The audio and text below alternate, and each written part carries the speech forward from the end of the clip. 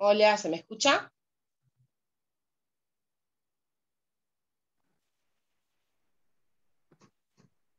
Sí, se escucha bien. Sí, sí. Buenísimo, buenísimo. Bueno, primero que nada, buenas tardes a todos y a todas. Bienvenidos al taller de extracción. Le queremos agradecer también regalarnos un ratito de su tiempo para estar acá con nosotros en el taller. Bueno, me presento, mi nombre es Viviana, me dicen Vivi.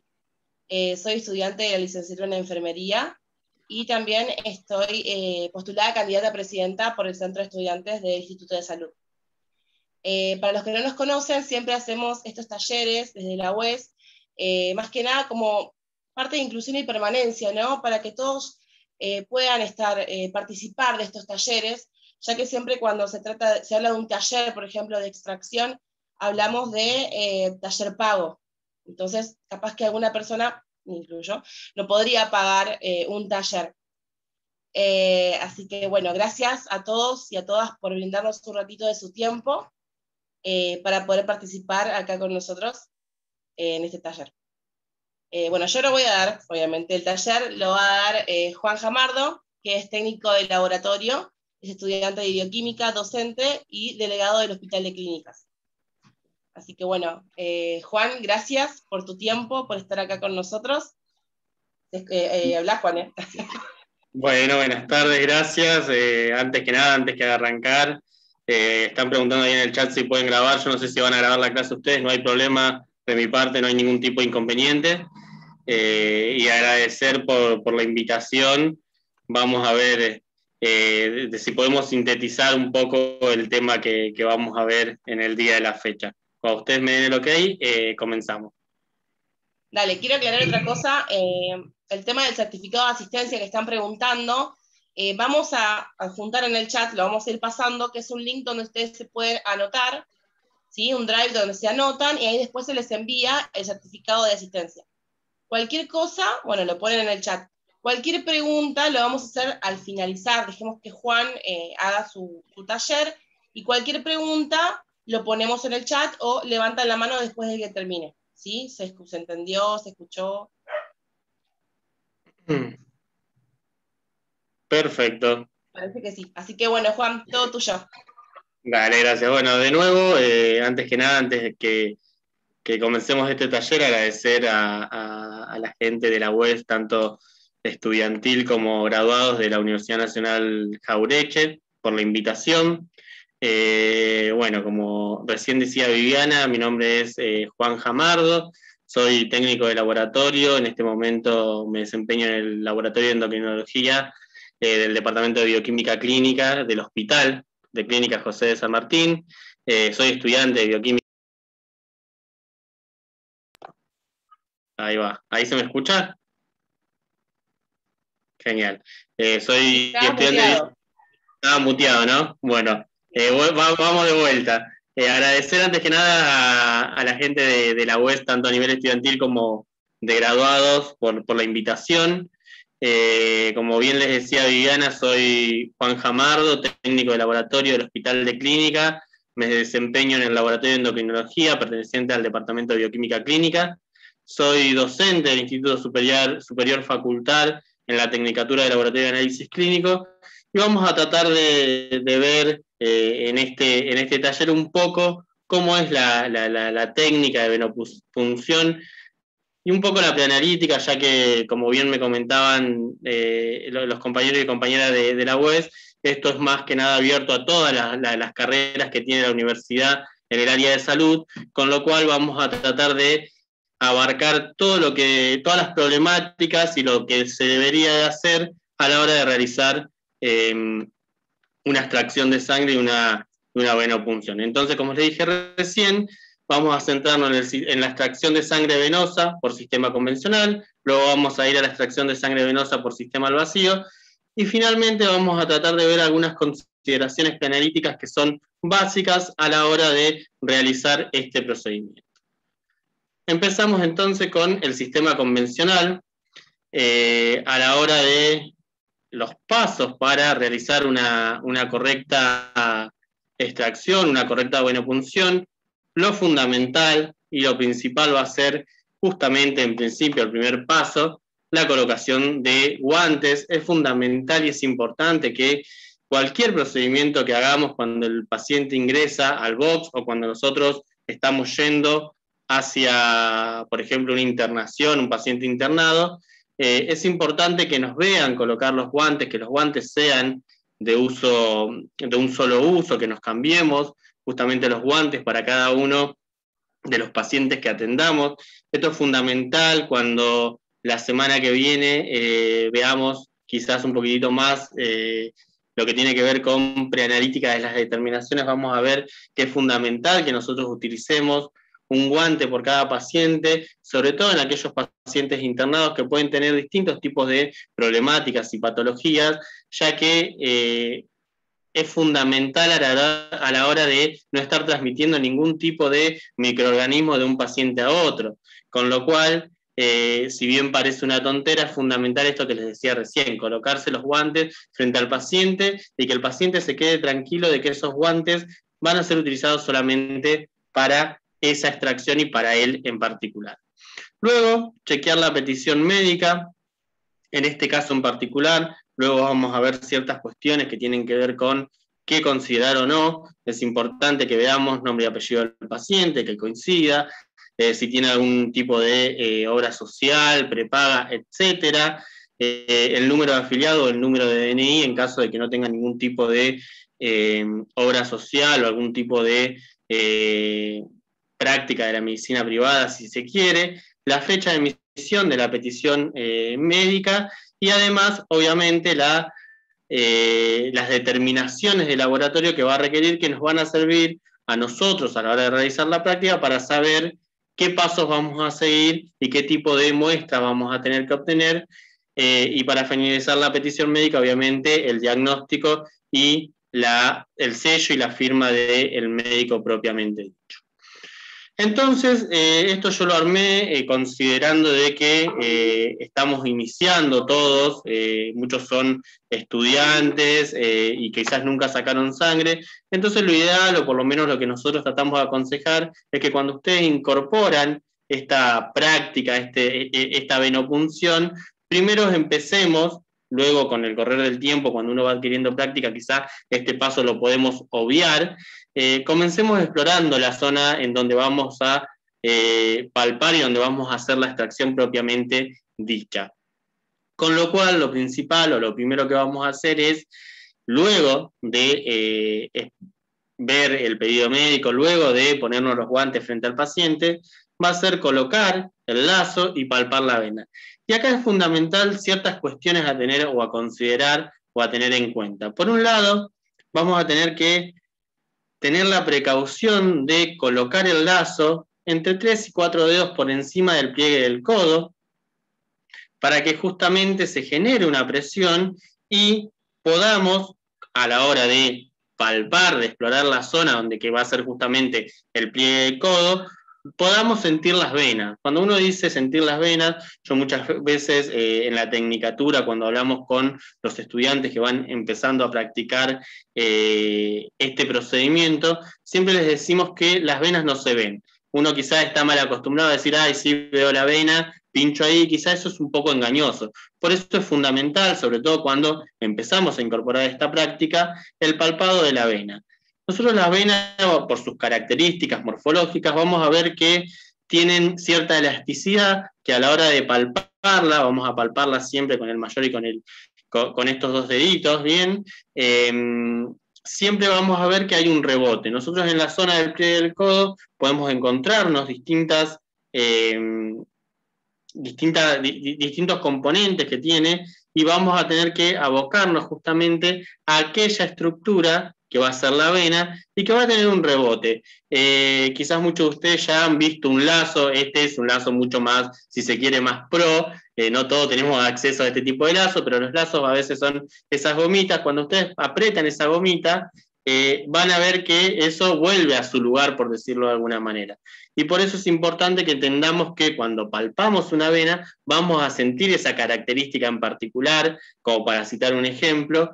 Y además vamos a tener que tener la precaución, como dije recién, de palpar con estos dos dedos que estoy mostrando ahora y con tener la precaución de que la vena justamente rebota, y si palpamos algo que sentimos que tiene pulso, va a ser una arteria. De acuerdo a la profesión, no vamos a poder, y de acuerdo a las incumbencias también, no todas las profesiones van a poder realizar una extracción arterial. Eso es importante. Por ejemplo, el bioquímico, en sus incumbencias, de acuerdo a la jurisdicción, va a permitírsele y no, de acuerdo a la legislación nacional, va a permitírsele y no. Lo mismo con enfermería, cuando hacen, por ejemplo, la tecnicatura, en enfermería, creo que si mal no recuerdo no se les permite, después en licenciatura, en algunos casos y en algunas jurisdicciones se los permite.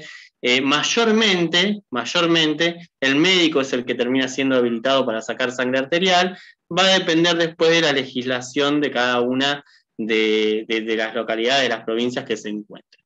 Dicho esto, cuando tenemos que seleccionar, cuando tenemos que ver qué es lo que vamos a palpar, vamos a encontrarnos con fundamentalmente 3 venas principales, por decirlo de alguna manera, que son las que más o que mayormente, cotidianamente, vamos a poder palpar de mejor manera. Estas son la vena basílica, la vena cefálica y la vena mediana, que aparece acá marcada en el círculo azul. Como les decía hace un rato, es fundamental que recuerden que palpen con el índice o con el mayor, como les mostraba hace un ratito estos 2 deditos. ¿Por qué? Porque como les decía recién, si nosotros palpamos, por ejemplo, con el pulgar, que a veces nos pasa en algunos casos que los estudiantes empiezan a hacer estas prácticas y palpan en la ambición de querer sacar sangre rápido, palpan con el pulgar, el pulgar tiene pulso propio y eso puede llegar a hacer que cuando hagamos la extracción estemos palpando, por ejemplo, una arteria. Y el procedimiento, como decía recién, desde el punto de vista de las incumbencias para la extracción arterial es distinto, y desde el punto de vista de la técnica también es totalmente distinto la extracción arterial que la extracción o la venopunción, la extracción venosa. Entonces, mayormente vamos a focalizarnos en estas 3 venas, la cefálica, la basílica y la mediana, que está a la altura también del codo, porque siempre vamos a tratar de palpar esa zona. Cuando no encontramos o no sentimos nada a la hora de palpar en la zona del pliegue del codo, podemos permitirnos bajar por el antebrazo, ver si encontramos alguna vena en esta zona que con el cursor yo estoy marcando, y finalmente, que no es lo más aconsejable porque termina siendo una extracción un poco más dolorosa y molesta para el paciente, recurrimos a la mano, ¿bien? Las venas de la mano voy a tener que tener la precaución de que pueden llegar a colapsar más, de manera más sencilla que las venas del pliegue del codo. Vamos a tener que tener la precaución quizás de usar un calibre de aguja un poco más fino, porque como colapsan más fácilmente, un calibre más fino nos terminaría beneficiando a la hora de realizar la punción por mano. Y además de eso, mayormente nosotros le tratamos de decir a los estudiantes, a las estudiantes, que no es lo más aconsejable porque es molesto para el paciente. Y nosotros en esto tenemos que tener algo claro.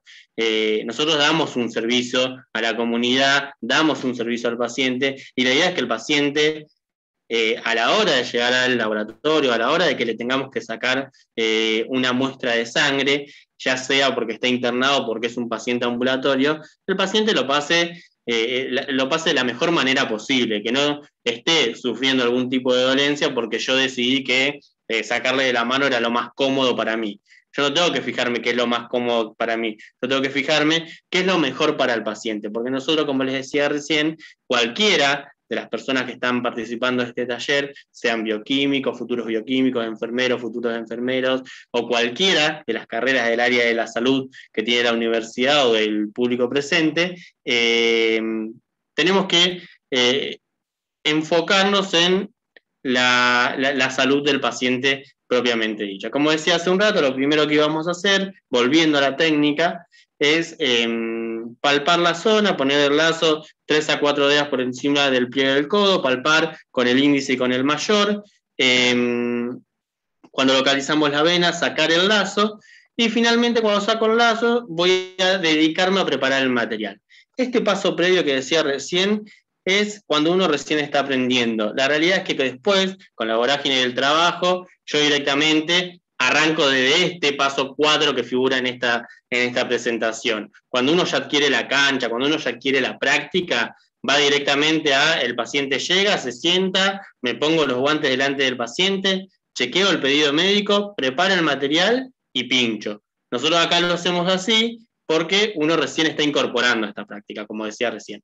Y en la preparación del material con sistema convencional, vamos a tener que justamente preparar distintos componentes que van a ser jeringa, agujas y los tubos de acuerdo al pedido médico. Bien, es importante que yo evalúe qué determinaciones va a tener el paciente y cuántos tipos de tubo, que más adelante en la presentación vamos a ver, vamos a tener que cargar de ese paciente de acuerdo a la dinámica del laboratorio en donde se procesen las muestras, para saber, por ejemplo, qué jeringa voy a utilizar. Porque no es lo mismo un paciente que solamente tiene pedido un hemograma, que mayormente el tubo de hemograma tiene 2,5 mililitros, quizás hay alguno que pueda llegar a tener 3,5 mililitros, no es lo mismo sacarle solamente para un hemograma, que si tienen el pedido, hemograma, eritrosedimentación, cortisol, proteinograma, quick, APTT y un montón de otras determinaciones, en donde la cantidad de tubos a llenar me van a tener que exigir una jeringa de mayor volumen. Es por eso que lo más cotidiano es que utilicemos jeringas de 20 mililitros, hay jeringas de 5, de 10 y también de volúmenes mayores a 20 mililitros, y es quien realiza la práctica quien debe seleccionar la jeringa correspondiente. Mayormente, las agujas, que vamos a utilizar en la mayoría de las extracciones van a ser las 21G/1, que son estas que tienen el capuchón verdecito. Hay otras jeringas hay otras agujas de otros calibres que van a depender, como decía recién, de el tamaño de la vena, de la dificultad de la extracción, entre otras cosas. Lo cotidiano es utilizar la 21G/1 y las jeringas de 20 mililitros, que son las más usadas. ¿Qué consideraciones voy a tener que tener en cuenta a la hora de trabajar a la hora de preparar el material previo a realizar la extracción? Particularmente, si bien trabajamos en mesadas y todo tiene que estar en las condiciones de bioseguridad correspondientes y todo tiene que estar limpio, particularmente me gusta que adquiramos buenas prácticas de bioseguridad propiamente dicha, y con cada paciente, cuando el paciente apoya el brazo, en el apoyabrazo del paciente, aconsejo poner una servilleta, algún tipo de mantelito acá por cada paciente, para que solamente sea utilizado por esa persona que está a la cual estoy a punto de sacarle sangre. También es importante que donde yo preparo el material, ya sea la jeringa, la aguja, debo preparar también un algodón seco y un algodón embebido en alcohol, que yo lo apoye todo en servilleta, no que lo apoye en la mesada así libremente, porque va a haber prácticas particulares que la bioseguridad, la sepsis de toda de toda la zona con la cual estoy trabajando, debe ser lo máximo posible. Entonces, recomendamos siempre poner algún tipo de servilleta, de mantel, para preparar todo el material.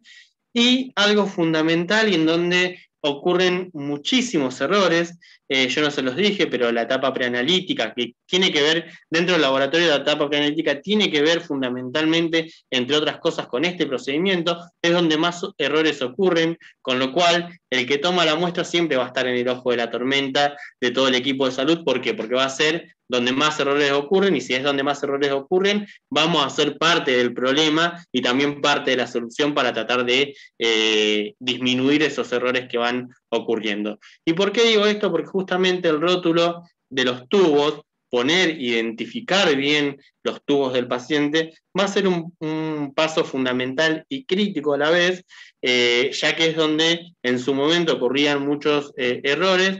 Quizás con el correr de los años y la tecnología, hoy en día la mayoría de los laboratorios a la hora de rotular los tubos tienen código de barra, bien se le asigna a cada paciente un número y un código de barra, pero no todos los laboratorios tienen la misma realidad, no todas las instituciones de salud tienen la misma realidad, con lo cual yo me tengo que asegurar que el tubo que voy a cargar sea del paciente que está sentado o en la cama, si es un internado, en la cama correspondiente, y que ese sea el paciente realmente, con lo cual se aconseja que eso lo tengamos que chequear varias veces antes de realizar la extracción, y mismo una de las prácticas que se dice que es una buena práctica es que el paciente nos diga el nombre, porque el paciente, sobre todo en el ambulatorio, está apurado siempre, digo, todos mayormente vivimos en un mundo en donde vamos a la corrida, nos queremos sacar sangre y queremos que nos saquen sangre, si somos un paciente ambulatorio, rápido, no estar más de 20 minutos y demás, y a veces escuchamos cualquier nombre, cualquier apellido, o hay apellidos muy comunes, entonces escuchamos que tenemos, no sé, López, Pérez, de apellidos que son González muy comunes, y escuchamos un González que nos llaman por el turno al box de extracción y nos mandamos, y quizás era otra persona y yo me quiero ir rápido y no escuché bien. Con lo cual, el rótulo de tubos es fundamental. El siguiente paso va a ser justamente seleccionar la jeringa y aguja correspondiente, como hablábamos recién, abrir correctamente el material. Cuando terminemos de ver el paso a paso, les armé un videíto así bastante casero para que ustedes puedan ver. Las jeringas mayormente tienen una pestañita en donde yo puedo abrirlas. Hay algunas también que vienen como los blisters de medicamento con una parte que está en este caso en papel. Yo siempre tengo que abrir la jeringa, tanto la jeringa como la aguja, hacia el lado del papel, porque si lo abro hacia el lado del plástico, el plástico puede tapar los orificios donde tiene que entrar la sangre, tanto en la aguja como en la jeringa, y eso va a generar un problema a la hora de realizar la extracción propiamente dicha.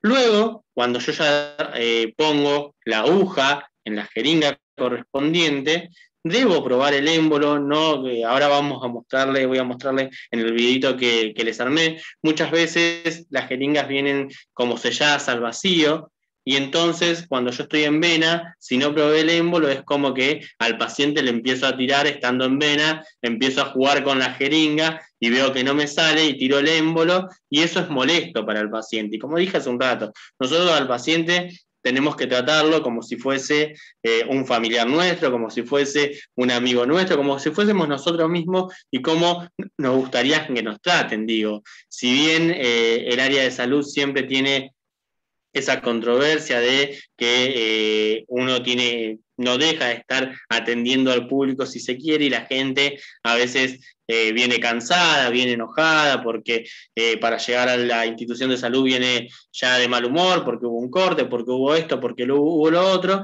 Nosotros igual, así todo, tenemos que tratar de respirar profundo y atenderlos de la mejor manera. Con lo cual, esto de probar el émbolo nos puede llegar a ahorrar un inconveniente con el paciente. Luego, como dije hace un rato, preparar un algodón seco, otro embebido en alcohol, y volver recién ahí a colocar el lazo. ¿Para qué? Para ya finalmente hacer la extracción propiamente dicha.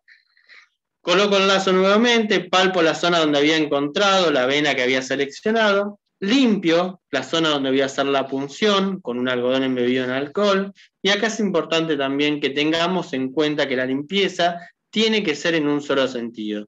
De arriba hacia abajo se pasa una sola vez. Si veo que requiere más limpieza, agarro otro algodón embebido en alcohol y lo vuelvo a pasar de arriba hacia abajo. Otra de las formas que para mí no es tan práctica, pero también se aconseja, es en forma de espiral, desde el centro hacia afuera, también una sola vez.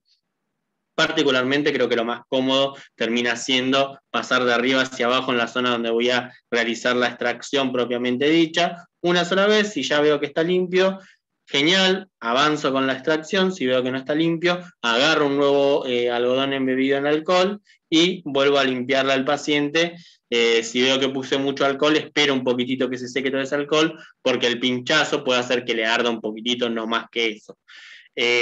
Luego desencapuchamos la aguja. Ahora en el video vamos a ver justamente cómo es lo más correcto y seguro para la persona que va a realizar la extracción y para el paciente para desencapuchar una aguja ya armada con la jeringa propiamente dicha. Fijamos la piel del paciente, que también lo vamos a ver en el video, que quiere decir que estiramos. ¿Para qué hacemos esto?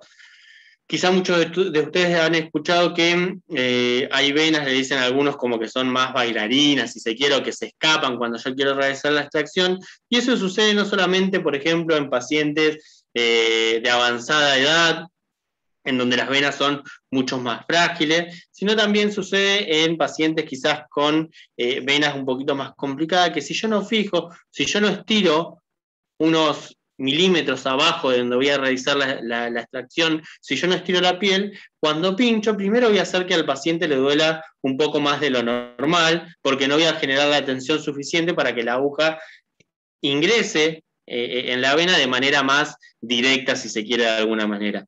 Y por otro lado, si la vena no, en la zona donde voy a punzar no está tan tensionada, también puedo generar, me puede llegar a pasar, perdón, de que cuando pinche la vena se vaya por un costado, porque esto, como decía recién, la vena tiene una característica que es elástica, con lo cual se va a ir de un lado hacia el otro. El estirar la piel, el fijar la zona donde voy a realizar la punción, justamente evita que la vena propiamente dicha se vaya hacia otro lado y a su vez favorece que el paciente no tenga ningún tipo de dolor a la hora de realizar la punción propiamente dicha. Fundamental antes de pinchar es fundamental que chequeemos que el bisel de la aguja mire hacia arriba, nos apunte hacia nosotros. El bisel es este agujero que vemos acá, que yo se los marqué en la diapositiva esta, y es importante que esté mirando hacia arriba. ¿Por qué? Porque eso es lo que me permite, lo que abre paso para que uno realice y haga la venopunción propiamente dicha. Además de eso, es importante que, sobre todo al inicio, cuando uno recién está empezando, este bisel quede en el mismo sentido que la graduación de la jeringa, para que yo vaya chequeando el volumen que le voy haciendo de extracción al paciente. No les dije hace un rato, pero es importante antes de realizar la extracción, cuando yo le pongo el lazo al paciente, indicarle al paciente que abre y cierre la mano 2 o 3 veces, que bombee, para que las venas tengan un caudal de sangre un poquitito más interesante y que yo cuando las quiera palpar se sientan de mejor manera. Además de que cuando estoy por realizar la extracción, el paciente tiene que tener la mano, como quien dice, cerrada. Pero cerrada no quiere decir apretando el puño con mucha fuerza. Eso también es quizá una mala práctica que muchos dicen, no, apretar la mano. En realidad lo correcto, para que el paciente no le duela, para que la vena no se termine escondiendo, para que después no se genere algún tipo de hematoma en la zona de punción, lo ideal es que el paciente mantenga el puño cerrado. Si bombeó bien 3, 4 veces, si veo que no palpo la vena porque tiene una vena muy profunda, porque tiene una vena complicada, le puedo sugerir que baje el brazo, que siga bombeando un rato más, y recién ahí vuelvo a palpar la zona del pie del codo, como hablábamos hace un rato, chequeando justamente que a la hora de punzar quede cerrado el puño del paciente, no haciendo fuerza, como dije hace un rato. Dicho esto, estamos en vena, ya estamos casi terminando la extracción, en este caso con sistema convencional.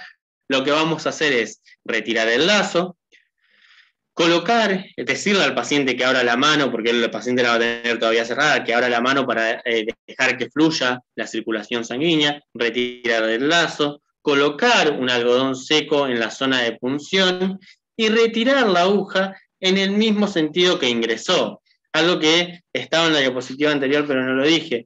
Es fundamental que la extracción se haga en sentido paralelo a la vena que estoy realizando la punción propiamente dicha. ¿Qué quiere decir esto? Que si la vena tiene un sentido de arriba hacia abajo, yo punce en paralelo a eso. Hay venas, como les mostraba en la diapositiva, de cómo estaban disposicionadas en el antebrazo, la cefálica y la mediana sobre todo, hay venas que están en diagonal. Si la vena está en diagonal, yo también voy a tener que realizar la extracción en diagonal en ese sentido, porque tengo que realizar la extracción en paralelo a la vena que voy a punzar. Luego de la punción, yo al paciente ya le saqué el lazo, yo ya retiré la aguja y la jeringa en el mismo sentido en que hice la extracción, en que pinché, por decirlo de alguna manera. Vamos al descarte de la aguja propiamente dicho. En el caso Del sistema convencional, en este tipo de descartador vamos a utilizar esto que estoy marcando con el cursor, que está en un círculo verde. Van a ver que tiene un orificio más grande y luego se va haciendo más angosto. La aguja la vamos a colocar en el orificio que es más grande y vamos a irnos hacia la parte más angosta para que caiga dentro del descartador la aguja propiamente dicha. Es importante, que quizá también es una mala maña que muchos adquirimos en algún momento, que cuando yo haga el descarte, la zona en que agarre el descartador sea del cuerpo, como les señalo acá en la diapositiva, que ustedes agarren del cuerpo, porque hay muchos que agarran de la zona donde estoy con este cursor ahora, y como uno va con la jeringa hacia el orificio este que les marcaba recién, se puede llegar a pinchar. Entonces lo que se aconseja es agarrarlo del cuerpo, o muchos tienen el descartador en una zona fija que está como asegurado si se quiere, entonces no es necesario agarrarlo porque no se va a mover y directamente descartan ahí. Nunca apoyar la mano en esta zona más transparente, si se quiere, del descartador, porque eso puede generar un riesgo y me puedo pinchar y obviamente ahí vamos a estar en un problema o en un inconveniente. Ya descartamos, tenemos la jeringa con la sangre del paciente, tenemos al paciente que se está teniendo el algodón en donde le hicimos la punción. Venimos o vamos hacia el paso de orden de llenado de tubos. Y acá es importante que respetemos cierto orden de llenado de tubos.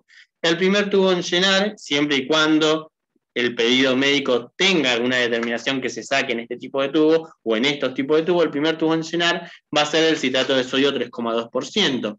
Mayormente, que es el de etapa celeste, el de etapa azul, va variando de acuerdo a la marca o la comercialización de las distintas marcas que hay en el país. Luego de llenar el tubo con citrato de sodio 3,2, se aconseja llenar el tubo seco, mayormente de etapa roja, y algunos que vienen de etapa un poquitito más marrón y demás. Sería el segundo tubo en llenar.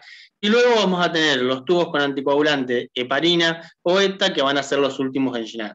Esto sucede mucho, por ejemplo, y se aconseja que sea en este orden, porque, por ejemplo, si nosotros tenemos alguna determinación de química, que se llena, por ejemplo, en tubos secos, si llenamos primero el tubo con anticoagulante ETA, el ETA, ser también un quelante del calcio, si no mal no recuerdo también captura magnesio, entre otras cosas, va a terminar interfiriendo en las determinaciones de química clínica como ionograma, entre otras, ya que puede llegar a ser un contaminante y un interferente en ese tubo. Al yo apoyar la punta de la jeringa a la hora de llenar el tubo de ETA, voy a arrastrar, o puedo llegar a arrastrar parte de ese anticoagulante en el tubo seco, y eso va a perjudicar o interferir en las determinaciones que se hagan en tubo seco.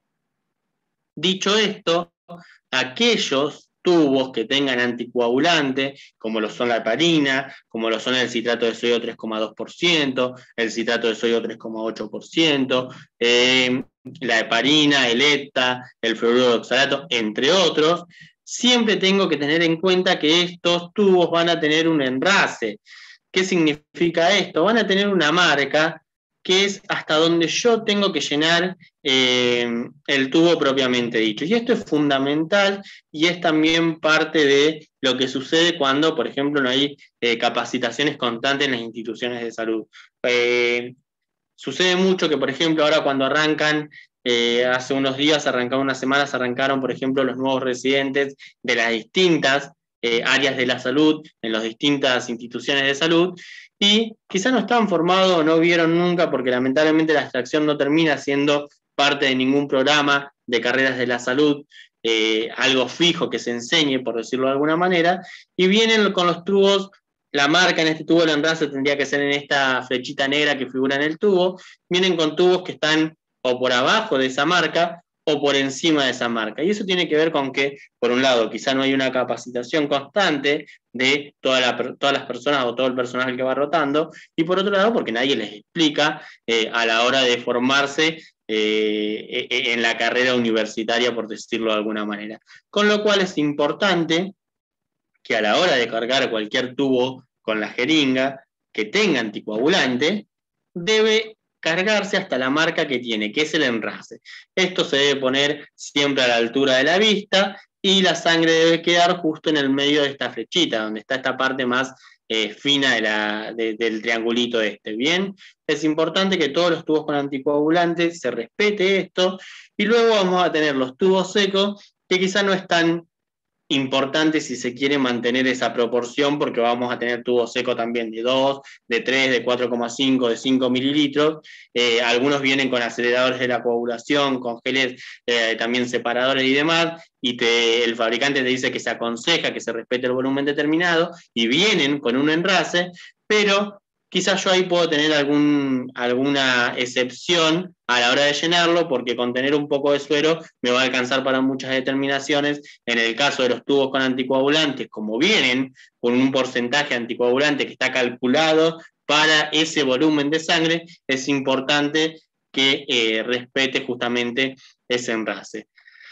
Y esto va a depender mucho también, si bien yo acá les puse lo que la mayoría de las marcas aconsejan, luego de que yo llene el tubo es importante que mezcle, homogeneizar es mezclar, que mezcle, que invierta estos tubos tapados, de acuerdo al tipo de anticoagulante o al tipo de tubo, entre 4 y 10 veces.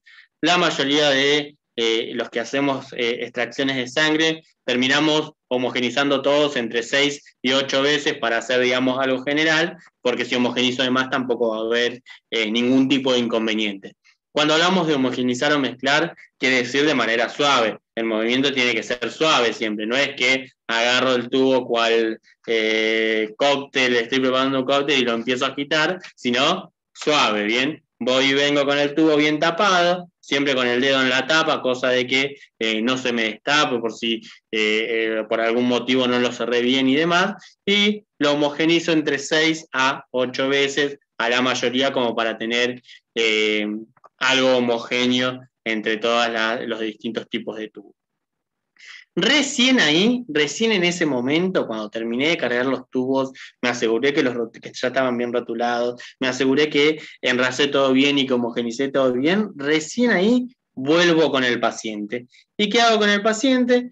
Saco, descarto el algodoncito que le dejé sosteniéndose, que él se está sosteniendo porque a veces puede tener algunas gotitas de sangre, agarro un algodoncito quizá un poco más chico para que no se vaya con un tremendo pedazo de algodón, un algodoncito más chico, y le pongo la cinta arriba del algodón en la zona de punción para que se vaya ya a su casa, o en el caso que esté, como es que se dice, internado, seguiremos con nuestra rutina a la hora de sacar en pacientes internados. Para concluir, y antes de mostrarle el videíto, es importante tener en cuenta el descarte de material. Es importante que tengan en cuenta que todo lo que tiene que ver con envoltorios de agujas y jeringas y el capuchón de la jeringa cuando lo desencapucho, que va en bolsa negra, porque eso no tiene ningún tipo de contacto con el paciente ni con ningún tipo de muestra biológica. Es importante que a la hora de descartar todo lo que haya tenido contacto con el paciente o con alguna muestra biológica sea descartado en bolsa roja, como las servilletas utilizadas, porque pueden tener alguna gotita de sangre y demás, como los algodones que utilicé en el paciente, como la jeringa y como los tubos que tenga que descartar. Todo eso va en bolsa roja porque son cosas que tuvieron contacto con el paciente, como dije recién, o con alguna muestra biológica. Y finalmente el descartador, que nos va a servir para todo aquel elemento que sea cortopunzante. En el caso nuestro, a la hora de realizar una venopunción, van a ser las agujas y los portaobjetos, que en el próximo encuentro vamos a hablar un poquitito de qué es un extendido sanguíneo, un frotis, etc. En el descartador, entonces, repito, agujas y portaobjetos, porque el descartador se utiliza principalmente para objetos cortopunzantes. Ahora les voy a mostrar este videito que armé, casero, armamos en el instituto. Ahí agradecemos la participación de la técnica María Emilia Esteve, que se prestó a que la filmemos también mientras me sacaba sangre a mí. Como dije hace un rato, vemos que uno de los primeros pasos es ponerse los guantes. El lazo, lo que les decía recién, que es esa gomita, ese es el lazo más común, que es el que vamos a ver ahora cómo me pone el lazo.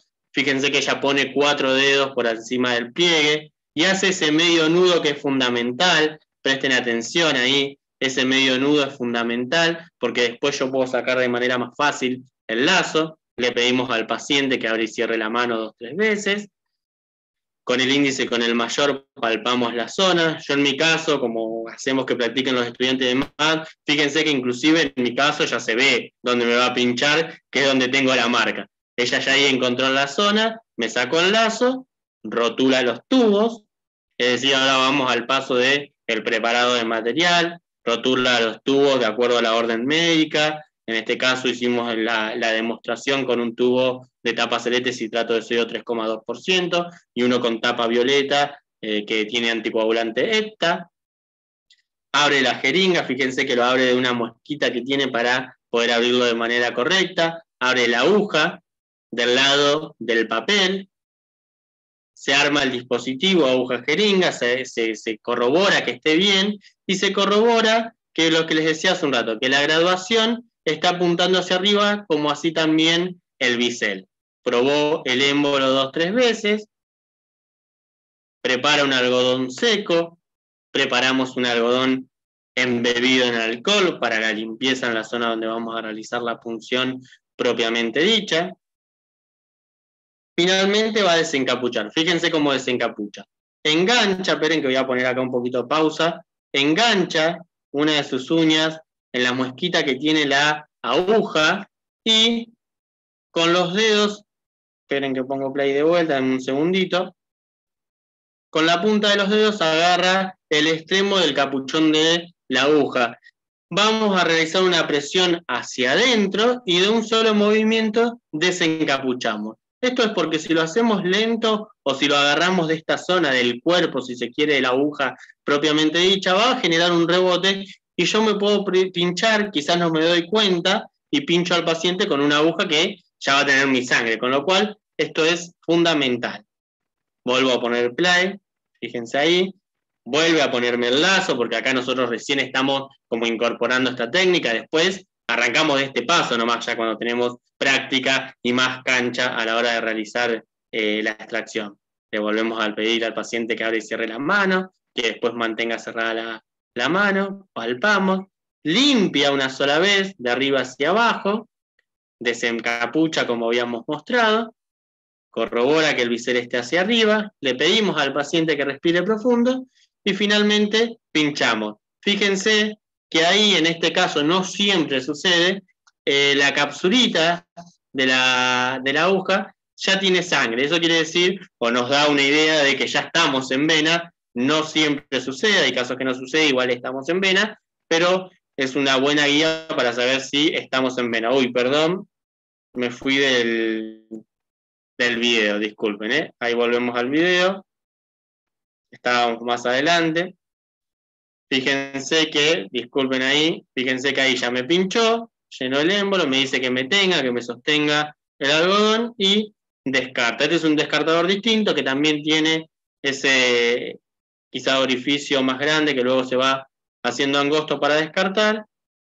Y finalmente, cuando descarta la aguja, llena los tubos y fíjense ahí también que se ve la marquita, que es el enrase, y lo va a llenar hasta el enrase nomás, hasta ahí.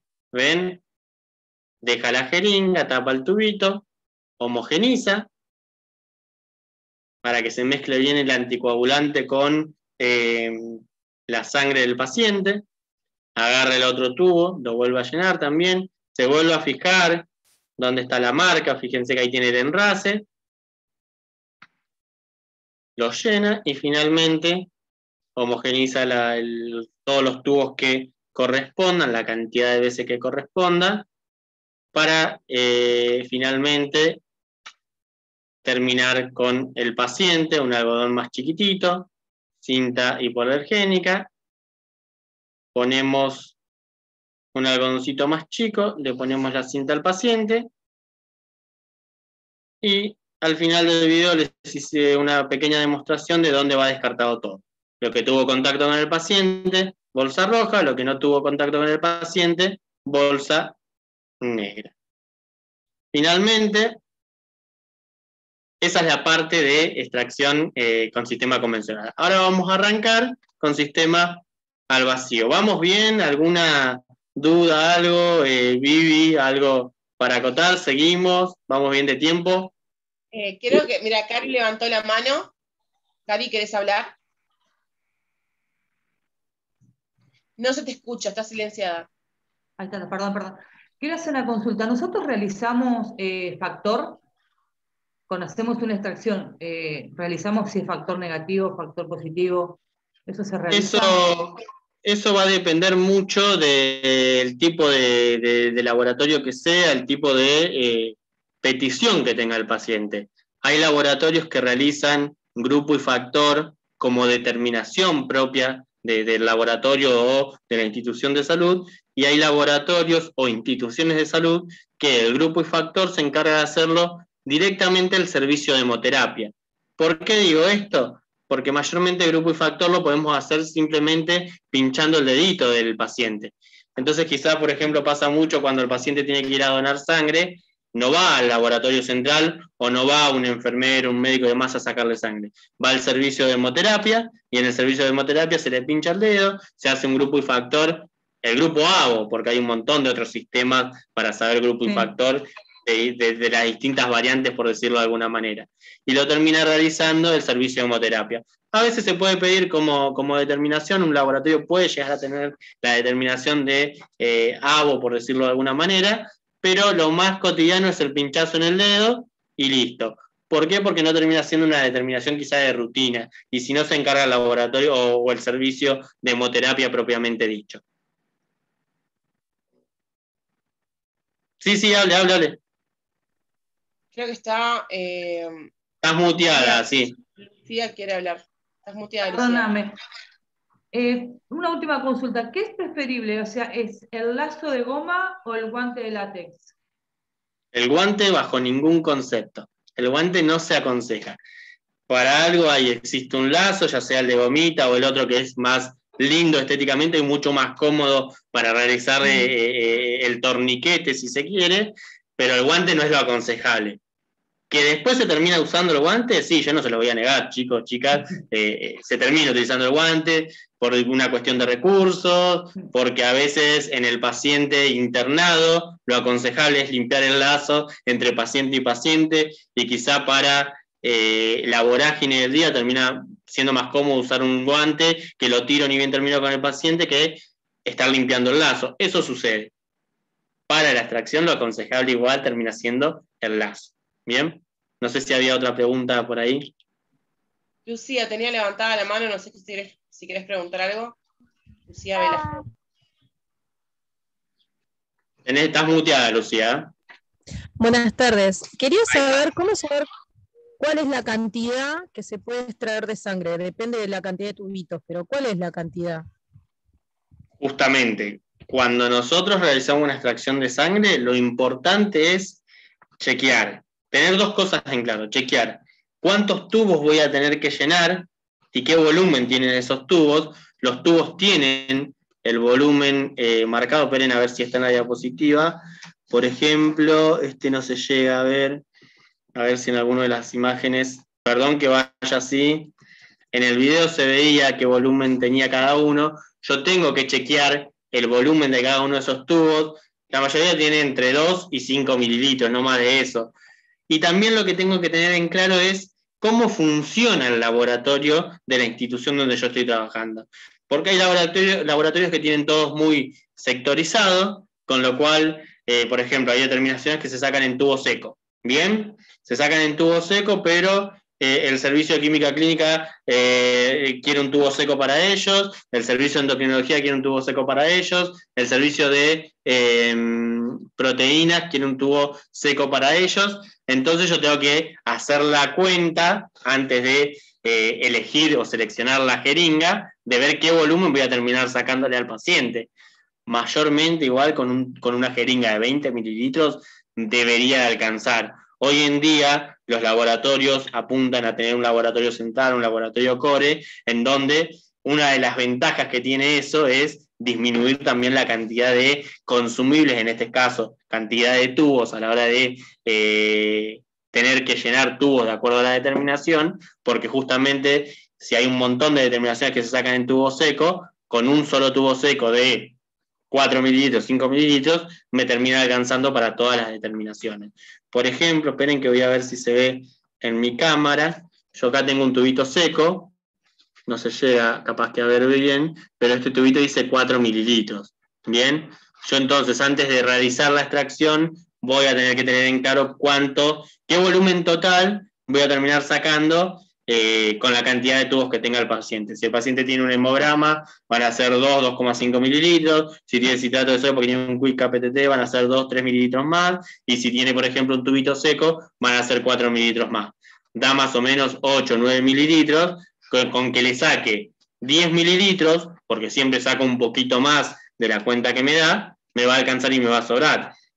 Tampoco es que porque le saque una jeringa de 20, voy a agarrar y voy a sacarle 20 mililitros y la mitad de la sangre la voy a terminar tirando. Eso no tiene sentido tampoco, no es una buena práctica, por decirlo de alguna manera.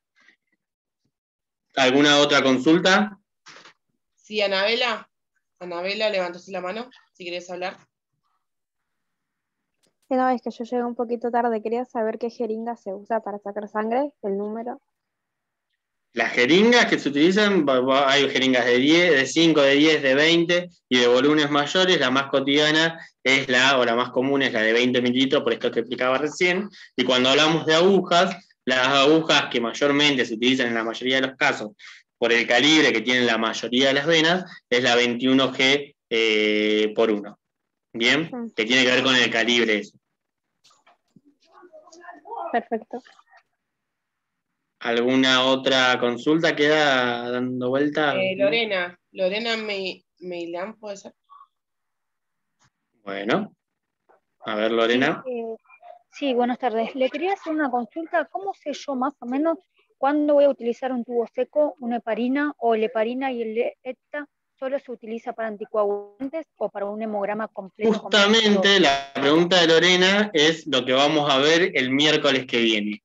Todo lo que tiene que ver con tipos de muestra, lo vamos a ver el miércoles que viene, en las determinaciones generales, que tiene que ver justamente, ahí por ejemplo un hemograma se hace en sangre entera y requiere un anticoagulante ETA. Después tenés determinaciones como, no sé, una TSH, que mayormente las metodologías lo que dicen es, vos podés sacarlo en tubo seco y lo que se analiza, el tipo de muestra termina siendo suero. Eso es, digamos, todo lo previo antes de que el paciente venga. Por eso hablaba hace un rato de la capacitación constante de las instituciones de salud. Digo, la institución de salud a mí me tiene que brindar, sea pública, privada, sea clínica, hospital, salita, me tiene que brindar las herramientas para que yo sepa qué tipo de muestra requiere y qué tipo de tubo va a requerir. A ver, ¿alguna preguntita más por ahí? Sí, creo que Natalia. Sí, una más, así continuamos, Juan, porque si no se nos va a hacer tarde. Dale, la última igual queda todavía toda la parte de vacío. Final. Sí, díganme. Creo que estaba Natalia, sí. Ahí que a ver, Natalia. Hola, sí. Quería hacerte una pregunta. ¿Dónde se descarta la sangre si te sobra? La descartamos en bolsa roja. Mayormente, justamente, lo que decíamos recién era, por ejemplo, si en la sumatoria del volumen total de sangre que le tengo que sacar al paciente me da 9 mililitros. Yo le saco 10 por las dudas, por algún tipo de inconveniente que pueda llegar a tener a la hora de cargar los tubos. Me va a sobrar muy poco mayormente. Si me sobra mucha sangre en la jeringa, quiere decir que algo hice mal. ¿Qué quiere decir con que algo hice mal? Le saqué sangre de más al paciente que no requería, que yo no necesitaba para el paciente. Entonces, exactamente. Lo que se aconseja es, como la sangre después se termina coagulando, queda dentro de la jeringa, se tira directamente en bolsa roja. Listo, quería saber eso.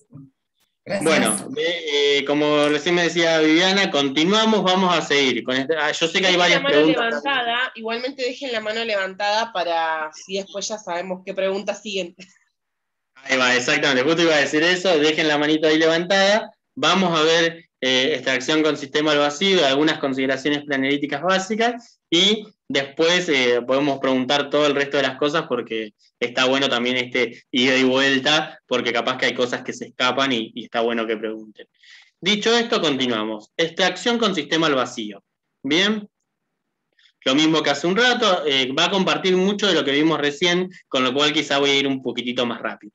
Colocarnos los guantes delante del paciente, chequear la petición médica como habíamos dicho hace un rato, colocar el lazo y palpar la vena, recordando que el lazo se coloca entre 3 a 4 dedos por encima del pliegue del codo, que la zona donde exploramos es esta zona donde en este caso, en esta imagen se ven, donde tenemos las venas más comunes, mediana, basílica, cefálica. Retiramos el lazo una vez que seleccionamos, que encontramos la vena a punzar, y vamos a la preparación del material. Y acá es donde empiezan las diferencias. Nosotros, en el sistema al vacío, la ventaja que tiene es que yo voy a sacar justamente la sangre justa y necesaria. ¿Por qué? Porque los tubos se van a terminar llenando, si se quiere de alguna manera, en el brazo del paciente. Vamos a tener un dispositivo, que es este que figura acá abajo, que se denomina holder o adaptador. Vamos a tener unas agujas que van a ser dobles agujas. La parte esta que aparece acá es la aguja, la parte que va a ir en el paciente. En la parte inferior, acá en la diapositiva no se llega a ver bien, hay una gomita de color gris mayormente o negra, está cubriendo otra aguja. ¿Por qué está cubriendo otra aguja? Porque esa aguja va a ser la que pinche el tubo. Yo sé que ahora suena todo medio loco, también armamos un videito con sistema al vacío, así ustedes entienden esta parte. Entonces, consideraciones a la hora de preparar el material, como dijimos, servilleta en la mesada, en el apoyabrazo del paciente, rotulamos correctamente los tubos, si es a mano, nombre y apellido, DNI del paciente, que son datos que son inconfundibles. Mayormente hoy todos los sistemas están quizá un poquito más informatizados, como decíamos hace un rato, y tenemos a disposición un código de barra, sería lo ideal, evitamos un montón de errores. Seleccionamos el holder y la aguja correspondiente. El holder va a ser siempre el mismo, no hay distintos tipos de holder, quizá distintas marcas, pero no distintos tipos. Agujas de vuelta va a haber de distintos calibres, la 21G/1 es la aconsejable siempre. Abrimos correctamente la aguja, corroboramos que abrimos correctamente la aguja porque, ahora les voy a mostrar eso, se abre a rosca. Cuando hablamos de, en este caso, abrir correctamente la aguja, es abrir la parte que va a ir depositada en el holder, que ahora les muestro cómo es. Enroscamos bien esa aguja en el holder, preparamos un algodón seco y un algodón embebido en alcohol, y volvemos a colocar el lazo en el paciente para realizar la extracción. Y acá yo fíjese que le fui poniendo distintos pasos. Colocamos el lazo nuevamente, palpamos la vena seleccionada.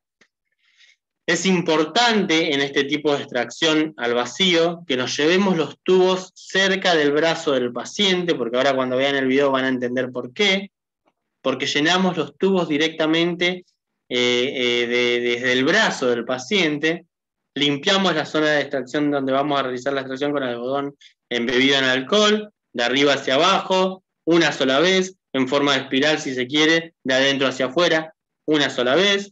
Si vemos que no quedó bien higienizada la zona, agarro un nuevo algodón, lo embebo en alcohol, vuelvo a limpiar. Nunca con el mismo alcohol, con el mismo algodón, perdón, porque si no voy a estar arrastrando todo lo que limpié hace un rato.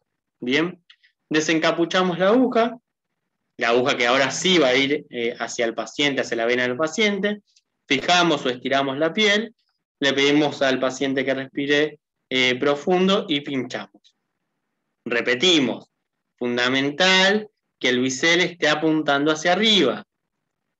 Una vez que hicimos la punción, colocamos el primer tubo, que estos tubos tienen la particularidad que están sellados al vacío, entonces cargan por diferencia de presión. Cuando yo ingreso el tubo, por diferencia de presión se empieza a llenar hasta el volumen que le corresponda al tubo, así solito. No me tengo que preocupar tanto por el enrase acá. Cuando estamos cargando el último tubo, es importante que tengamos en cuenta lo siguiente. ¿Se está cargando el último tubo? Le decimos al paciente que abra la mano, retiramos el lazo, el tubo se va a seguir cargando, porque va a seguir corriendo sangre en la vena del paciente que va a ir dirigida hacia el tubo. Retiramos el lazo, sacamos ese último tubo y lo que nos va a quedar en el paciente va a ser la aguja y el holder. Apoyamos un algodón seco en la zona de punción y retiramos la aguja y el holder en la misma dirección que habíamos punzado. Cuando llenamos los tubos, de vuelta lo mismo que decía hace un rato. También va a haber un orden de llenado, que es el mismo para el sistema convencional, citrato de sodio 3,2%, tubo seco, heparina hepta, entre otros. Fundamentalmente que el seco siempre esté antes del hepta, por esto que le comentaba de las interferencias que puede llegar a generar en varias determinaciones. Cuando ya llené los tubitos o cuando fui sacando cada uno de los tubos, si bien yo acá no enraso, no soy el encargado de enrasar, sí me tengo que fijar que el volumen que ingresó al tubo sea el correspondiente, porque quizá algún tubo puede venir fallado, porque no se conservó como correspondía, porque sufrió algún golpe y alguno de los tubos se le abrió la tapa y demás y perdió el sellado al vacío. Entonces es importante que yo chequee que se haya enrasado en el volumen correspondiente y sí que los homogenice. Y en el sistema al vacío, el descarte de la aguja en este tipo de descartador va a tener este orificio, esta zona de descarte, que es como una escalerita. Tiene un cuadrado un poco más grande y después se va haciendo más chico. Colocamos en la parte más grande de este cuadradito con forma de escalerita la aguja va a tener una zona de encastre y de manera antihoraria empezamos a desenroscar y cae la aguja sola.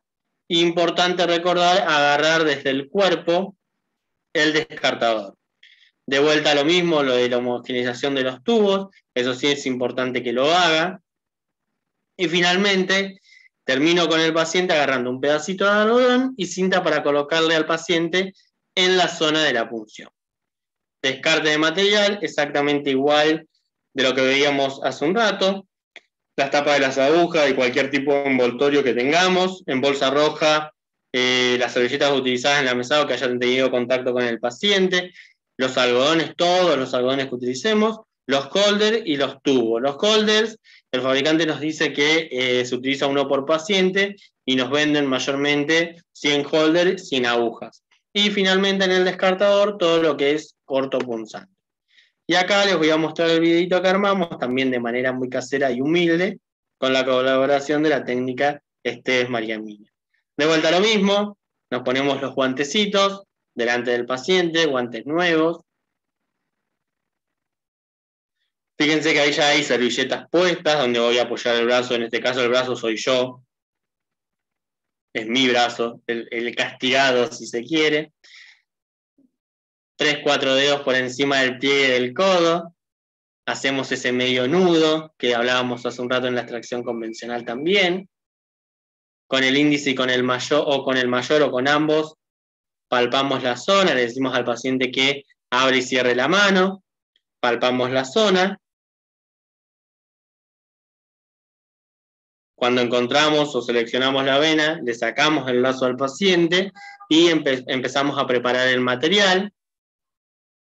Fíjense, ahí tenemos la aguja que decíamos, fíjense cómo se desenrosca y sale esa parte que tiene, esperen que pongo ahí pausa, que tiene una aguja interna y eso se coloca y se enrosca en el holder que vamos a utilizar.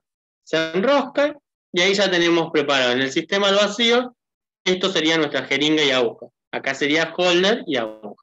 Los tubos al lado del paciente. Y fíjense acá. En otra disposición, ya tengo el lazo puesto. Ya abrí y cerré la mano. Me van a limpiar de arriba hacia abajo. Luego de limpiarme de arriba hacia abajo, fíjense que ya está preparado el holder con su aguja correspondiente. Se desencapucha, igual que cuando desencapuchábamos al vacío. Ahí no se ve bien cómo se desencapuchó, pero es exactamente lo mismo. Estiramos la piel y siempre de manera paralela a la vena, pongo pausa, siempre de manera paralela a la vena, es como pinchamos en el sentido que viene la vena. Fíjense que en este caso en particular también, ya cuando ingresó, en esta capsulita se ve que hay sangre, es decir, que está en vena. Se agarra el primer tubo y fíjense que el holder tiene como unas muesquitas, unas salitas, que es de donde nos vamos a agarrar para tanto poner un tubo como para sacarlo. Agarramos en la parte inferior del tubo con el pulgar, apretamos y empieza a llenarse el tubo. Fíjense como por diferencia de presión se llena solo. Luego de unos segundos, cuando vemos que no sale más sangre, lo retiramos. También nos ayudamos con las orejitas del holder para sacar el tubo.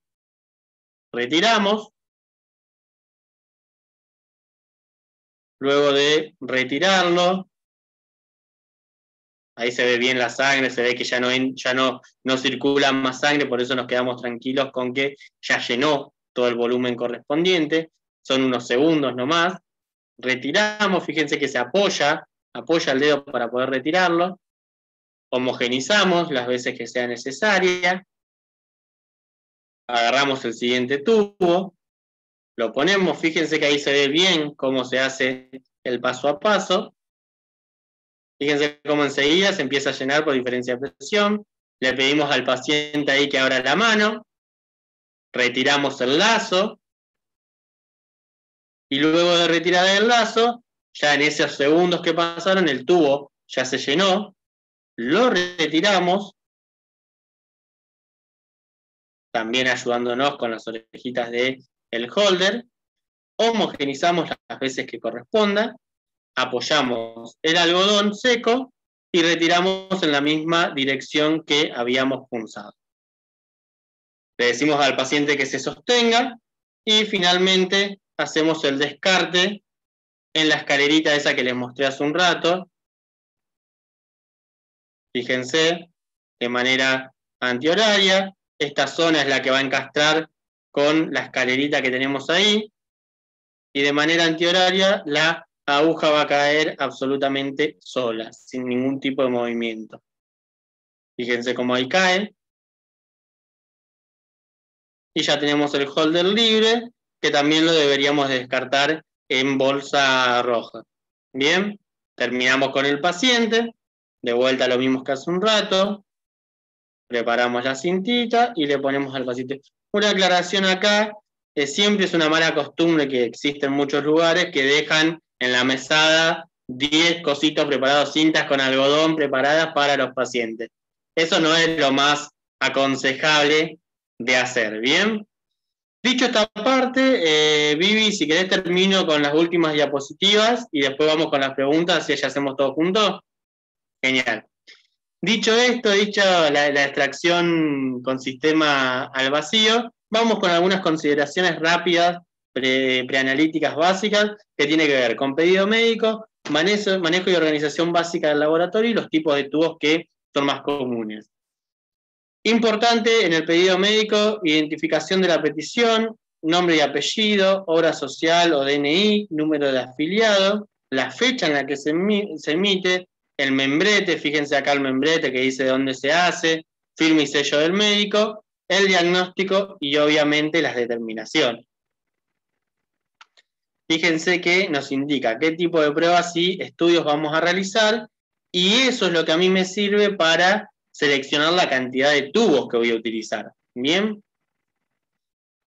Esto más que nada lo puse porque es importante porque a veces tanto en el paciente internado como en el paciente ambulatorio tenemos un inconveniente a la hora de la interpretación del pedido médico. Hoy en día hay muchas instituciones y laboratorios que lo que tienen es una planilla en donde cargan los datos del paciente y en donde seleccionan las determinaciones que quieren. ¿Por qué pasa esto? Porque no todos tenemos la letra linda. Yo particularmente, por ejemplo, no tengo una buena letra, una buena caligrafía, y eso termina quedando al libre albedrío de la persona que lo lee, de la persona que va a realizar la extracción propiamente dicha. Y nosotros tenemos que realizar la extracción que corresponde y llenar los tubos que corresponden. Digo, la optimización de los recursos a la hora de realizar una práctica de este tipo es fundamental, porque en muchos casos escasean, nos faltan agujas a veces, nos faltan jeringas, nos faltan tubos. Si encima a eso le agregamos que tratamos de hacer malabares para interpretar una orden, un pedido médico, estamos más gastando recursos si llenamos un tubo que no correspondía, si nos olvidamos de sacar alguna muestra que no correspondía, y es por eso que lo traté de traer acá en la presentación del taller del día de hoy, porque es importante avanzar, si se quiere, también hacia la informatización de ciertas prácticas para disminuir los errores y de esa manera optimizar ciertos recursos que son fundamentales en el sistema de salud, ya sea privado, como así también, y más todavía, en el sistema público. Luego, si se quiere, en el manejo general de un laboratorio, porque quizás es lo que más vamos a estar abocados en esta cuestión en particular, vamos a tener una zona de admisión de pacientes, donde ingresamos los datos del paciente, le damos las indicaciones sobre los estudios que se va a realizar, que sobre eso nos vamos a centrar en el próximo encuentro. Vamos a tener box de extracciones o el extraccionista que va a la sala de internación, por ejemplo, en donde se corroboran los datos del pedido médico, se prepara el paciente para el estudio, se corrobora que el paciente haya hecho todo lo indicado para el estudio, horas de ayuno, si tenían que estar en algún día del ciclo en particular, si tenía que haber tomado una medicación o no, y donde también se realiza la toma de muestra propiamente dicha. En algunos lugares, no en todos, tiene un módulo, si se quiere, preanalítico, o un lugar que se llama o que se denomina gestión de muestras, en donde se hace el acondicionamiento de todas las muestras previa a su procesamiento. Hay algunos que lo tienen como un área aparte y hay otros que lo tienen incorporado al propio laboratorio, en donde centrifugamos las muestras. Si la muestra requiere, por ejemplo, centrifugación refrigerada, porque tiene que estar a una temperatura en particular, se hace la centrifugación en centrífuga refrigerada. Si la muestra requiere, no sé, una crioglobulina o crioglutinina, requiere una temperatura en particular, que son 37 grados en un tiempo determinado, tenemos que tener el baño para poder hacer la extracción y poder llevar al baño inmediatamente esa muestra para que sea lo que corresponde a ese paciente y no tenga ningún tipo de error. Y cada una de estas máquinas, de estos aparatos, centrífugas, baños, microscopios, etcétera, van a tener que tener un manual de procedimiento y un registro diario de si está funcionando en condiciones, quién lo utiliza, quién le pone al agua, por ejemplo, el agua destilada o desionizada al baño, cuándo se cambió, si la temperatura se tomó antes de poner la muestra como corresponde, si estaba la temperatura que corresponde a esa determinación en particular, entre otras cosas. Luego tenemos el laboratorio propiamente dicho, donde se procesa la muestra, se hace el acondicionamiento de todo el material, ya sea de las metodologías manuales, como así también el acondicionamiento y el mantenimiento de los equipos automatizados, como así también la conservación y el descarte de las muestras propiamente dichas. Y finalmente en el laboratorio también se hace la validación y emisión del resultado final para que el paciente finalmente se encuentre con su resultado. Y hace un rato me preguntaban justamente esto, que son los tipos de tubos que existen. Vamos a ver los más generales, los más comunes. Tenemos distintos tipos de muestras. Tenemos suero, plasma y sangre entera. Cuando hablamos de suero, siempre vamos a hablar que este tipo de muestras se obtiene en el tubo de tipo seco. Cuando hablamos de plasma y sangre entera, siempre vamos a hablar de muestras que se obtienen con tubos con anticoagulantes. Es importante entender que para obtener el suero, la muestra tiene que quedar luego de la extracción en reposo entre 5 y 10 minutos para que exude el tiempo que corresponde, y recién ahí la voy a centrifugar, mayormente entre 10 y 15 minutos, a 2000, 3.500 revoluciones por minuto, de acuerdo a las consideraciones preanalíticas de la determinación, y recién ahí voy a obtener el suero. Para el próximo encuentro les voy a traer algunas fotitos para que vean y terminen de comprender quizá esto que les estoy diciendo. Y en el caso del plasma y la sangre entera, que les dije que se obtienen siempre en tubos con anticoagulante, vamos a tener dos tipos de muestras. Cuando hablamos de sangre entera, hablamos de la muestra que se obtiene en un tubo con anticoagulante, sea cualquiera de los tubos que tengan anticoagulantes, pero que yo me tomo la precaución de, antes de procesar esa determinación, de que esté bien homogenizado, de que la sangre esté bien en contacto con el anticoagulante y se vea que es sangre propiamente dicha. Eso se denomina sangre entera. Y por otro lado, si quiero obtener plasma, también siempre voy a tener que estar hablando de una muestra, de un tipo de muestra que se obtiene en tubos con anticoagulantes. Lo que voy a tener que hacer es, luego de la extracción, poner el tubo a centrifugar, y fíjense, este es un tubo con anticoagulante, y lo que se ve es ese líquido de color amarillento claro, en este caso va a ser el plasma. Este tipo de tubo con el que está abajo en el sangre entera es el mismo. La diferencia que existe entre los dos es que uno está bien homogenizado en el caso de la sangre entera, y en el caso del plasma está centrifugado. Tipos de tubo: tubo seco, tapa roja, amarilla, este color más rojizo o marrón si se quiere con gris. Algunos vienen directamente sin ningún tipo de aditivo, otros vienen con separadores, gel separadores o piedras activadoras aceleradoras de la coagulación. Mayormente esos geles o piedras aceleradoras de la coagulación permiten más rápido la coagulación de la sangre, que se forme el paquete globular y que yo pueda centrifugarlo más rápido y así obtener el suero, que es la muestra de elección. Fíjense, los factores, dice sin factores de coagulación, ¿por qué? Porque los factores de coagulación se van a consumir en la formación de ese paquete globular y la muestra que obtenemos es el suero. Esta es la muestra recién obtenida, y luego de la centrifugación voy a tener en la parte inferior el paquete globular y en la parte superior el suero, que también es de un color amarillento clarito, y es el tipo de muestra, la muestra de elección. Bien, vamos a encontrar un montón de componentes, proteínas, hormonas, minerales, entre otras cosas. Como les dije recién, 10 minutos por lo menos antes de la centrifugación, entre 10 y 15 minutos a entre 2.000, 2.500 y 3.500 revoluciones por minuto para obtener finalmente el suero.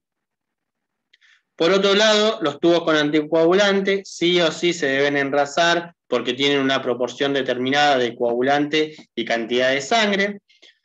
Como dije recién, vamos a encontrar en este caso factores de coagulación en este tipo de muestra, y los tipos de muestra que podemos ver es sangre entera, muestra bien homogenizada, plasma, muestra obtenida luego de la centrifugación. Los más conocidos: ETA, citrato de sodio 3,2 y 3,8, heparina, fluoruro o oxalato. Lo que les dije recién, y les muestro acá una imagen más representativa: la sangre entera, el tubo con anticoagulante, en este caso ETA, bien homogenizado, se ve sangre directamente. Luego de la centrifugación, en la parte inferior, sangre entera libre de plasma, en la parte superior, el plasma propiamente dicho. Tipos de tubo con anticoagulante: el de tapa lila, violeta o rosa, ETA. Como les dije, los tipos de muestra van a ser sangre entera o plasma. Cuando hablamos de sangre entera, un ejemplo de determinación va a ser hemograma. Cuando hablamos de un ejemplo de plasma, por ejemplo, va a ser la ACTH. Otro tipo de tubo, el de tapa celeste, azul o turquesa, va a ser el tubo con anticoagulante citrato de sodio 3,2. Mayormente la muestra va a ser el plasma. Vamos a poder hacer acá quick, KPTT, coagulograma, entre otras determinaciones. Luego tenemos un verde claro, un anticoagulante con tapa verde claro, que va a ser mayormente la heparina de litio, que viene con gel. También la muestra va a ser el plasma. Y acá podemos tener algunas determinaciones de química, por ejemplo, si la metodología lo permite, se puede llegar a utilizar. Después tenemos esta tapa verde oscuro, que va a ser heparina de litio, mayormente sin gel. También se utiliza para algunas determinaciones del área de química en las que el gel haga interferencia, y siempre y cuando la determinación lo permita. Y acá les hice una aclaración: hay marcas argentinas que lo comercializan con tapa azul, acá, ojo con eso.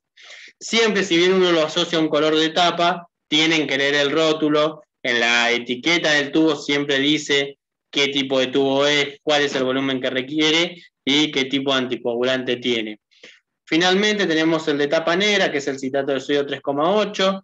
Pruebas como eritrosedimentación se hacen acá. Hoy en día las metodologías automatizadas también permiten hacer la eritrosedimentación en el tubo con anticoagulante ETA, con lo cual, hablando de optimización de recursos, aquellos laboratorios que incorporaron en sus metodologías eritrosedimentación que permiten hacerlo en anticoagulante ETA, hoy en día se están ahorrando un tubo que se le saca al paciente, y si se ahorran un tubo que se le saca al paciente, también se ahorran de comprar eso. bien, y lo pueden destinar a otra cosa.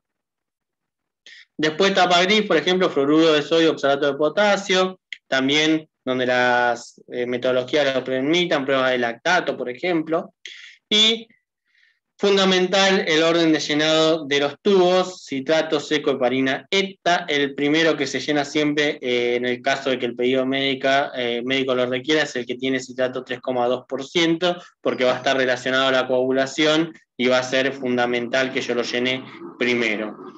Y acá les dejo algunas, si quiere, algunas conclusiones que tienen que ver con que la calidad del sistema de salud es el buen funcionamiento del equipo de salud, y que les puse acá una frase que traigo a colación porque justamente tengo la suerte de trabajar en un lugar donde nos permiten hacer cierto tipo de cuestionamiento y tratar de justamente formarnos todo el tiempo, que dice que la calidad no es más que una serie de cuestionamientos hacia una mejora continua, y que no es suficiente querer dar tu mejor esfuerzo, sino que debes saber qué hacer y capacitarte, y recién ahí vas a poder dar tu mejor esfuerzo. ¿Qué quiere decir esto, chicos, chicas? Que en el área de la salud tenemos que trabajar siempre bajo la mejora continua, bajo la capacitación, y que, por lo menos en mi opinión particular, todo lo que tenga que ver con salud, como dijo Carrillo y les dejé acá en el centro de la diapositiva, cualquier tipo de avance científico, de avance en la salud, siempre tiene que estar y siempre tiene que ser accesible a la comunidad que representa, porque si no, no tiene ningún tipo de sentido. Y para concluir, les dejo agradecimientos a la UES, tanto a nivel estudiantil como graduado de la Universidad Jaureche, al Laboratorio de Endocrinología, que pertenece al Departamento de Bioquímica Clínica del Hospital de Clínica José San Martín de la Universidad de Buenos Aires, al Instituto Superior Facultad, que es donde doy clases y muchas de las diapositivas son de ese lugar, y les dejo imágenes de nuestro equipo de trabajo, y lo traigo a colación porque justamente cuando hablaba de calidad recién, hablábamos de mejora continua, y como les dije recién, tengo la suerte, y espero que ustedes el día de mañana tengan la suerte de trabajar en un equipo que permita el crecimiento de cada uno, de cada una de las personas que forman parte del equipo de salud, y de que siempre traten de cuestionarse las cosas que permitan la mejora para el paciente. Ustedes no se tienen que olvidar nunca que nosotros estamos dando un servicio a los pacientes, y que dar el servicio al paciente es atenderlo de la mejor manera posible. Así que ahora dejo abierto para preguntas. Vivi, al final terminé hablando un montón, ¿viste? Que te dije. ¡Wow! Ahora mi compañera, no sé si lo vieron, pasó el link para que puedan descargar el certificado de asistencia de la primera clase. Ponen nombre, ponen la carrera, si no están en un AJ, no pongan la carrera, no pasa nada, y su mail, ponen enviar y les va a aparecer otra pestaña, y en esa pestaña tienen el link donde lo descargan directamente. Así que nada. Ahí vi que levantó Cari la manito, primera, hace un buen rato estoy viendo la manito de Cari levantada, así que Cari, estás muteada. Está muteada. Estás muteada, Cari. No me escuchás? ¿Me escuchás? Ahora sí. Ahora sí. Te hago dos preguntas en una. Cuando Dale. es pediátrica la extracción, ¿es conveniente que entre con un padre o con algún familiar? Y de ser lo contrario, de no entrar con un familiar, ¿es conveniente también que un compañero tuyo esté al lado tuyo por cualquier eventualidad que pueda pasar con la criatura? O sea, que se empieza a mover, que empieza a gritar, algo así. Vamos por parte. Claramente siempre, al ser un menor de edad, va a tener que estar acompañado por su madre, padre o tutor, por una cuestión legal. Y por otro lado, siempre es conveniente, en muchos lugares lo que hacen es se sienta el padre, madre o tutor, se sienta y se le hace UPA al paciente pediátrico, y es quien lo sostiene, pero por una cuestión de comodidad, por si el chico tiene miedo, también es pediátrico, digamos, muy menor, no es agradable estar sacándole sangre a un pediátrico, obviamente, es aconsejable estar quizá con algún compañero o compañera para que te sostenga el bracito de la manera que corresponde también, porque quizá el padre te lo puede sostener, pero no de la manera que corresponde para que la extracción sea lo más limpia, rápida y menos traumática para el paciente. Como decía hace un rato, siempre el paciente es lo que nos importa. Entonces sí a las dos preguntas. Muchas gracias. ¿Quién más estaba para preguntar? Vivi, no sé. Ahí te digo, Valeria, ¿puede ser? Santa Valeria Tabarro. Sí, yo, buenas tardes. Buenas Estoy tardes. escuchando la primera parte atenta, lo que pasa es que la segunda me agarraron justo salí de trabajar, así que estoy manejando. Quería saber si después puedo volver a ver el video en algún lado, pero yo no tengo redes sociales. Quería saber si lo puedo pedir por email o algo de eso. Sí, lo vamos a estar subiendo al canal de YouTube de la agrupación. Ponés en YouTube la Huesunaj y ahí va a estar subido el taller de hoy. Ah, genial. ¿Y las clases serían todos los miércoles en el mismo horario o van variando? Ale, ¿estás por ahí? La segunda parte de esto sí va a ser el miércoles en este miércoles, ¿no? Sí. Sí. Me dejó colgada, Ale. Siguiente pregunta. No, esa era mi duda por el tema que en los otros días tengo las otras materias de la carrera de bioquímica, estoy estudiando, así que mi duda era esa, como justo los miércoles no curso, me viene genial. Perfecto. Buenísimo. ¿Alguna? Melina.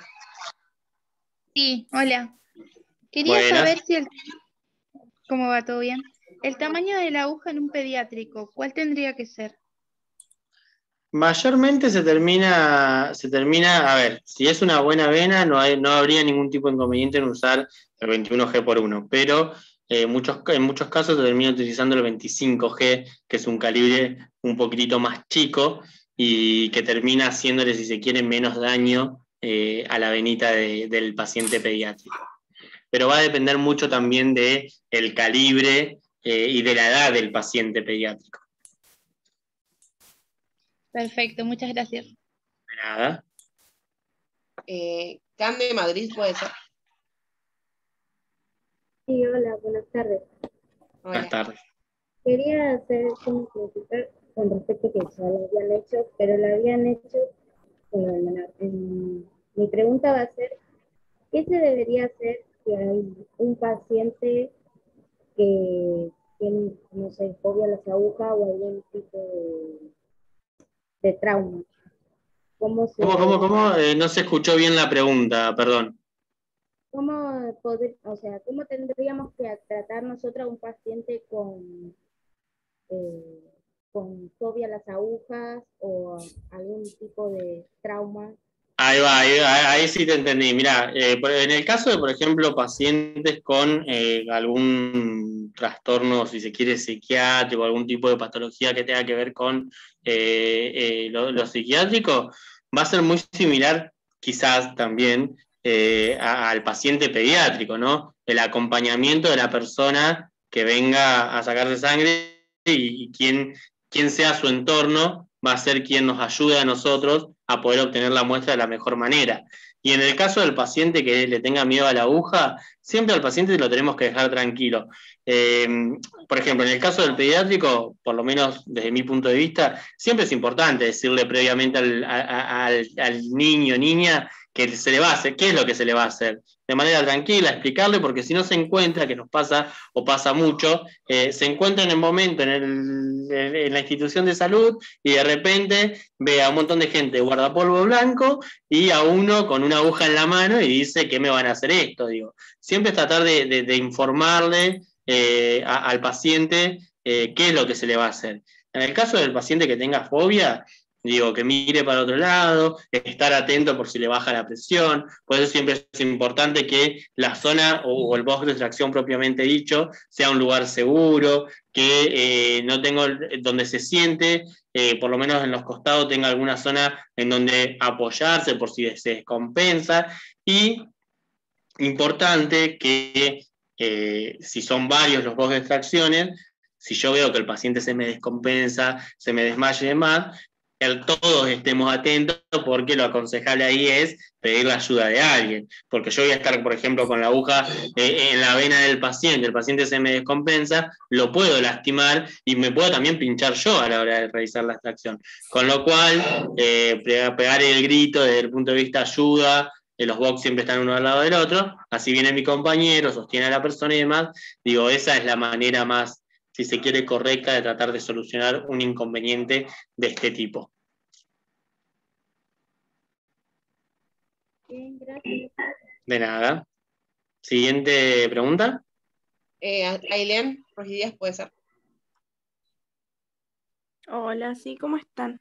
Bueno, mi primera pregunta ya la contestaron, que era ¿cuándo era la siguiente clase? Y mi pregunta va más a lo personal. Como vi recién que él era de la institución facultad, le quería consultar que yo hice el curso de extraccionista en facultad y no sé dónde ir a preguntar por las pasantías. En el hospital en donde te inscribiste. En el hospital de clínica, en la sede de facultad del hospital de clínica. Ah, listo, perfecto. Listo, bueno, buenísimo. Porque ya lo terminé el curso y bueno, justo me agarró plena pandemia y tuvimos solamente 48 horas de práctico. Claro, sí, tal Por cual. eso.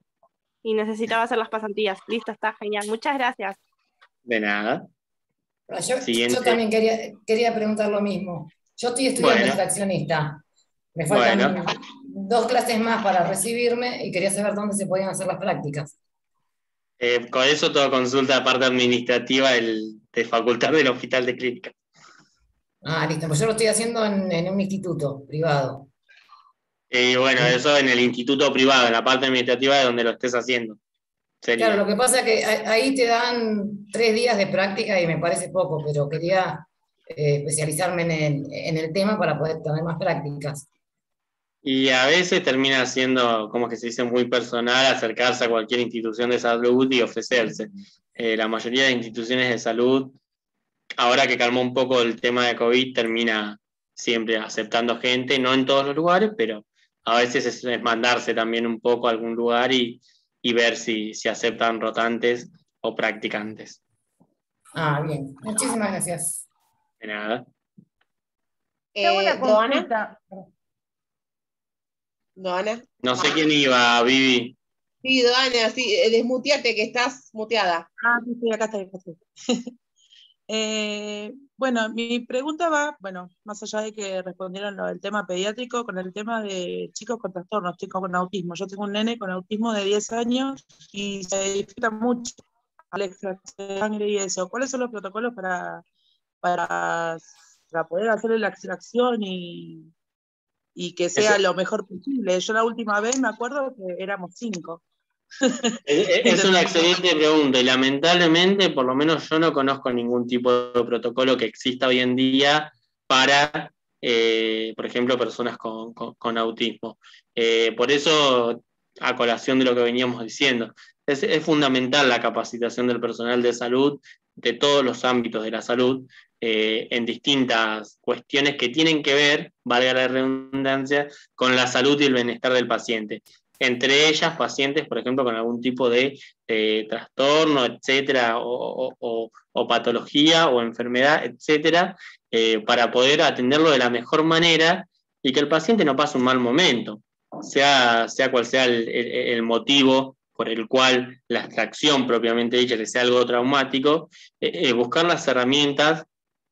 Ahí también entra mucho en juego el equipo de salud que trata ese tipo de patologías, ese tipo de enfermedades, ese tipo de situaciones, a la hora de armar algún tipo de protocolo y demás que sirva para que el paciente no sufra a la hora de realizar la extracción propiamente dicha. ¿Hay algún tipo de... La última vez que le sacaron sangre a mi nene, salió todo no específico, o sea, le salieron los estudios sin resultados. ¿Tiene alguna influencia de que él haya estado nervioso o algo por el estilo, o fue una mala extracción nada más? ¿Todo sin resultado? Me mataste. ¿A qué te referís con sin resultados? Quizás fue escasa la muestra por la extracción dificultosa y lo que hacen ahí es piden nueva muestra, con lo cual lo terminás recitando al paciente.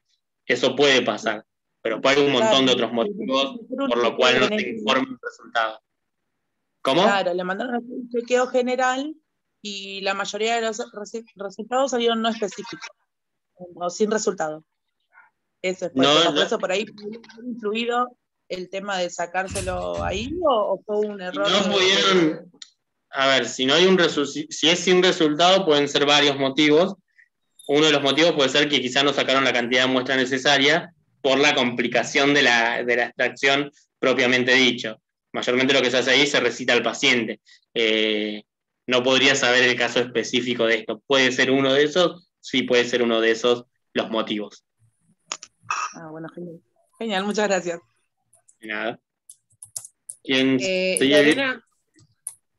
Sí, primero le quería preguntar a ustedes, los de la web, ¿la semana que viene ustedes mandan el link al Facebook directamente o también los mandan por mail? Y después al muchacho le quería preguntar, ¿en la semana que viene va a dar dependiendo de qué estudio te manden, qué tubo se utiliza? Bueno, ¿quién empieza? Voy. Bueno, el tema del link lo vamos a estar mandando por mail. Si no les llega por mail, por favor escríbanos en nuestras redes antes de que empiece el taller. No me llegó el mail porque va a ser otro nuevo, el link. Entonces, envíennos, porque si no les llega a la mañana o no sé, 2 horas antes del taller, mándenos un mensaje a las redes sociales que le vamos a mandar el nuevo link. Ahora te toca. Sí, vamos a hablar un poquitito de las determinaciones más conocidas o básicas y ver el tipo de muestra y el tipo de tubo que requiere cada una de esas determinaciones, como así también las indicaciones que se le dan al paciente en general y en particular para algún caso en específico, de algún tipo de estudio específico. Gracias. De nada. Marina. Hola, buenas tardes. Quería preguntar si va a haber prácticas. Viviana. Ale. Nos pasamos la pelota. Por ahora el taller se va a hacer virtual. Ojalá que podamos tener un momento en el que podamos hacer las prácticas presenciales en UNAJ. Sería buenísimo. Pero por ahora, bueno, hoy es virtual, la semana que viene también es virtual, así que capaz que la siguiente, Dios sabe, no sé, pero podamos hacer un encuentro. Si lo organizamos con tiempos, quizá existe la posibilidad. También tengan en cuenta que hacer una práctica de esto requiere de la inversión en material, agujas, jeringa y demás, que no son cosas quizá tan accesibles en cuanto a lo económico, con lo cual se puede dilatar un poco si se llega a hacer en algún momento por lo menos una práctica o algo. Claro. Estaría bárbaro eso. Hola. Y les hago una aclaración respecto a esto de las prácticas. Por el momento este taller en realidad es la parte teórica que estamos dando, que es como una introducción, un complemento también a la formación que ustedes tienen como profesionales de la salud acerca de la extracción de sangre. Lamentablemente las prácticas no la podemos hacer por una cuestión de protocolo que tiene hoy en día la universidad, por la pandemia claramente, digo, de no poder juntar gente, de no poder ingresar a las aulas y demás, solamente están ingresando para cursar algunas materias, así que no tenemos el lugar para hacerlo. Años anteriores lo hemos hecho de manera práctica, así que nada, seguramente cuando esto de los protocolos nos pueda permitir hacerlo, lo vamos a estar haciendo, pero bueno, por el momento es la parte teórica.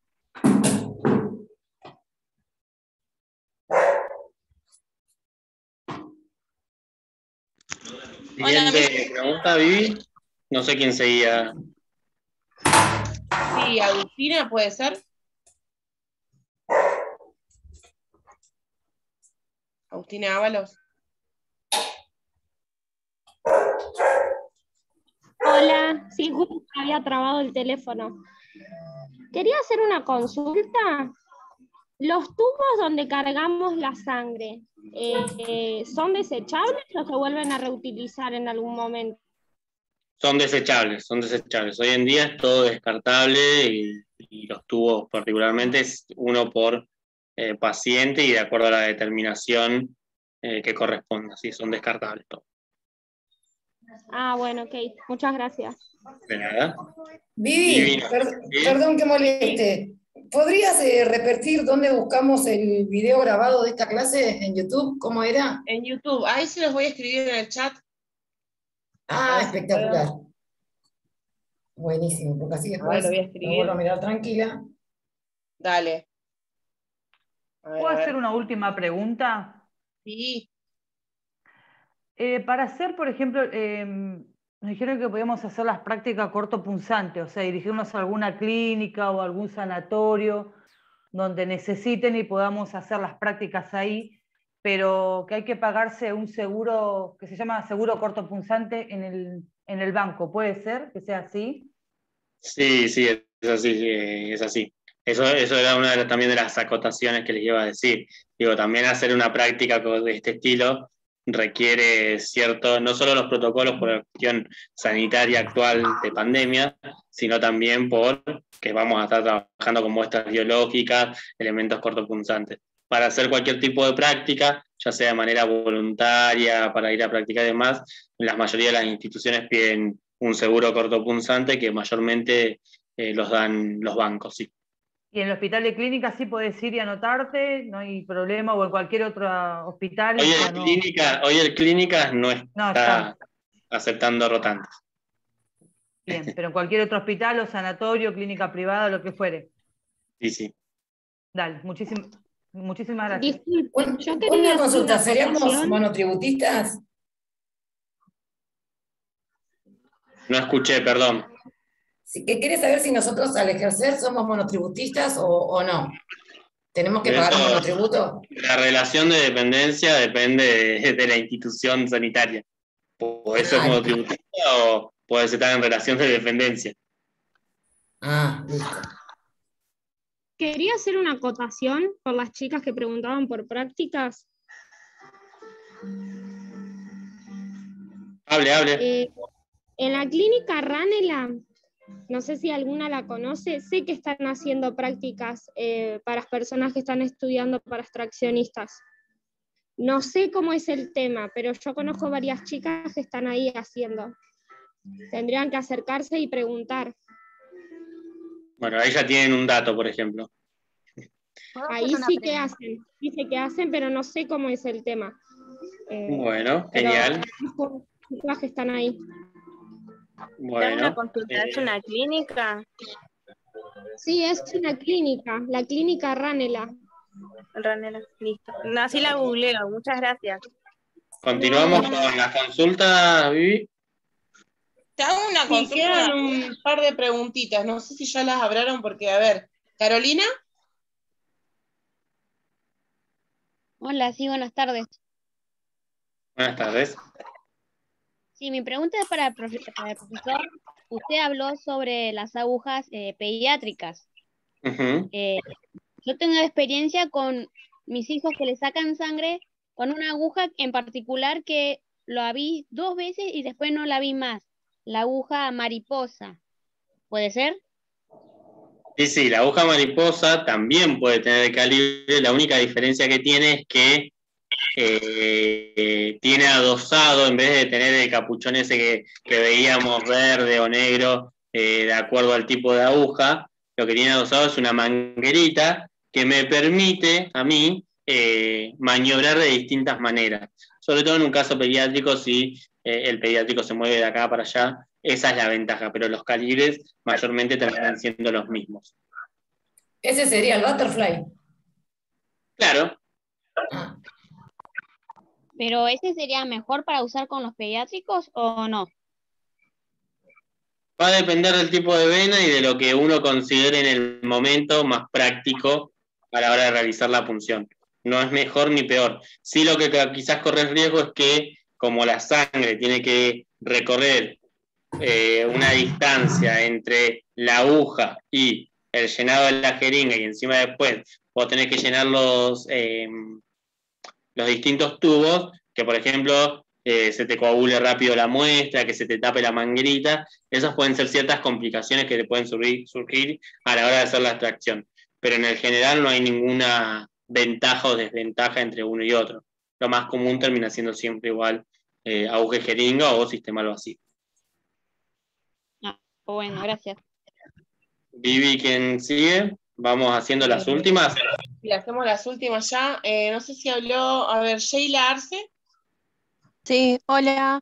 A la hora de extraer sangre, no sale sangre, ¿qué se debería hacer? ¿Se coaguló? Va a depender mucho. Lo correcto sería, digo, ya con la aguja en la zona donde yo puncé, va a ser palpar la zona con la mano que yo tengo libre, ¿bien? Va a ser palpar alrededor de donde yo hice la punción. De manera suave, no presionando mucho porque la aguja está dentro del paciente. Con el correr de las prácticas, uno lo que va adquiriendo también es poder redireccionar, se dice. Una cosa es redireccionar y otra cosa lo que muchas veces vemos que, no sé, yo tengo acá y la persona que está sacando sangre empieza, mueve para todos lados. Eso no es redireccionar. Redireccionar es hacer 2, 3 movimientos que me permiten a mí, ya con la aguja dentro del paciente, no estando en vena, luego de haber palpado alrededor de donde yo pinché, es buscar esa zona donde realmente está la vena. A veces se puede y a veces no se puede. Cosa que no dije, por ejemplo, digo, si yo no me siento seguro a la hora de pinchar, puedo llamar a mi compañero, digo, todos nos podemos equivocar, de los errores se aprende, con lo cual esto es una capacitación constante también en la práctica. Digo, llamar a alguien porque yo no puedo pinchar, llamar a mi compañero, no es la muerte de nadie, digo, eso se puede hacer. Y si yo pincho a un paciente de un brazo y no termino sacando sangre, no puedo redireccionar y demás, le palpo el otro brazo y el otro brazo, no encuentro nada, llamo a un compañero o una compañera y ahora realice la extracción. Eso es algo que puede pasar y pasa en personas que tienen muchísima experiencia, como en aquellas que también recién arrancan. Malos días podemos tener todo. Claro, sí le pasó a mi hija. Fue el sábado pasado sacarse sangre, que fue una guardia por un tema de vesícula, y la pincharon 7 veces y no le pudieron sacar. Terminaron sacándose con una aguja de pediatría. Eso ya es una exageración, igual 7 veces es como... Sí, no, le quedó el brazo hecho un colador, porque le pincharon los 2 brazos, pero no había forma que le saquen. Es más, cuando le sacaron, le dijeron la próxima vez trae las venas y si posible con sangre. No. Eso particularmente a mí no me gusta, pero pasa en distintos lugares de acuerdo a cómo se manejen. Pero... Ahora tiene que ver la cantidad de horas, porque ella hacía 12 horas que estaba en ayunas. Sin tomar agua, sin nada. A veces puede tenía la sangre muy espesa. Un ayuno prolongado a veces puede llegar a tener algún tipo de dificultad, pero igual eso no amerita que se la pinchen al paciente 7 veces. Hablamos de un inicio del cuidado del paciente, no me parece lo más prudente, por lo menos en mi punto de vista. No, bueno, Juan, los médicos re desesperados porque no podían y se necesitaba con urgencia. Pero claro, yo no sé si ella, porque ella tenía miedo, porque le tiene terror a las agujas. Pero terror. Depende del personal de salud, ¿no? Nosotros tenemos que tener como personal de salud, como parte del equipo de salud, las herramientas como para hacer tranquilizar al paciente. Ese es el tema, y ahí está la clave. Si tiene miedo el paciente, nosotros tenemos que buscar la manera de que se calme. No es, ay, dale, tráeme las venas, o ay, dale, tráeme sangre. Es calmar al paciente, explicarle. Bueno, ella tiene 24 años y tuvieron que llamar a una enfermera de pediatría para que le pueda sacar sangre, que ella vino en un pinchazo y le sacó de acá arriba, porque de los brazos fue imposible. Se les iban las venas, dijo. Eso pasa porque a veces se pincha en el aire y si puedo sacar sangre saco y si no, no. Hago una consulta. ¿Tomar agua también sirve antes de la extracción? A veces aconseja tomar agua y eso quizás favorece un poquitito que la vena sea más palpable, si se quiere. Claro, porque la gran mayoría te dice, no, tenés que estar en ayunas y la gran mayoría no toma ni agua. Bueno, encima se la complicó más. Sí. ¿Y alguna consulta o vamos cerrando? Vamos a dejar las consultas para la próxima clase, para el miércoles. Tengo una duda antes, please, porfis, porque quise hablar. Dale, la última. A ver, dale, no hay drama. ¿Sabía material de estudio o solamente es los Zoom y los videos y nosotros lo anotamos como lo más importante sería? La diapositiva, Vivi, yo te las mandé a Alejandro y demás, así que no hay problema, está a disposición para que los chicos de la web se la compartan, así que la van a tener a disposición, mismo que el video, no hay ningún tipo de problema. ¿La mandaría por PDF? El tema de los certificados, somos muchos, se anotaron muchas personas, entonces no dábamos abasto si escribíamos 1000 nombres. Entonces solamente se van a descargar sin el nombre. Después se descargan, después los imprimen y ponen su nombre ahí, porque ya está firmado todo. Es para que sea más rápido, que puedan tener el certificado más rápido. Así que nada, Juan, te agradecemos mucho, tu explicación sirvió una banda, porque yo también lo necesito. Así que nada, gracias a todos por participar y nos vemos el miércoles que viene. Genial, gracias a ustedes por la invitación y espero que haya servido y haya quedado claro. Gracias a todos, chicos. Nos vemos.